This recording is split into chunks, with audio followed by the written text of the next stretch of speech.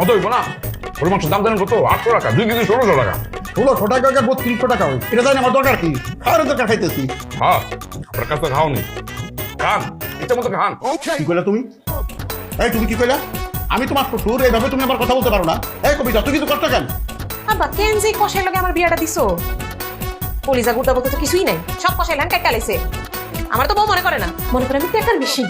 একটা কথা আমি আগেও বলছিলাম, এখনো বলতেছি, জীবনে টাকা পয়সা দরকার আছে, কিন্তু সেটা করতে যাই নিজে সর্বনাশ দেখে রাখবো। ঘরের বউ ঘরে রাখতে হবে। আপনি একটু ভালো করে কোন তো, আমার কোনো কথাই শুনে নাও। আব্বা কথা বাদ দিয়ে আপনি খান। আপনি বুঝেন একটা সংসার চালাইতে কত টাকা লাগে? হ্যাঁ, বুঝেন তো না? একার ইনকামে সংসার চলে না, স্বামী স্ত্রী দুজনে মিলে ইনকাম করতে হয়।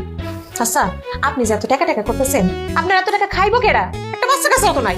কত সুন্দর কতবার করে কইছি একটা বাচ্চা নেই, তাইলে সুখে শান্তিতে সংসার করে মোর পিছে টাকা মানতে পারবে।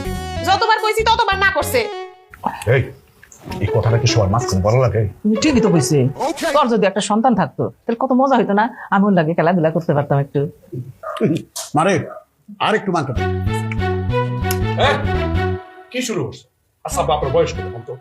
যে পরিমাণ প্লেটের মধ্যে মাংস নিচ্ছেন, এগুলো যদি শেষ করে আপনার প্রেশারটা হাই হয়ে যাবে, বুঝেন না? কে খবরদার আমার আব্বার খাওন নিয়ে কোনো কথা বলবেন না।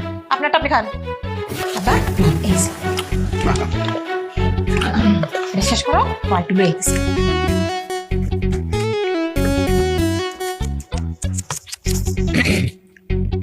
কি ব্যাপার আব্বা? আপনি একা আসলেন, কবিতা কই?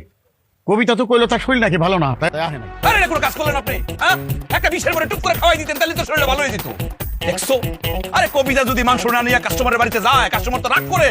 এই কথা আমি বারবার বলবো, কতবার বলবো কোন তো? এই চুপ, তোমার এই কথা কিছু লজ্জা করে না?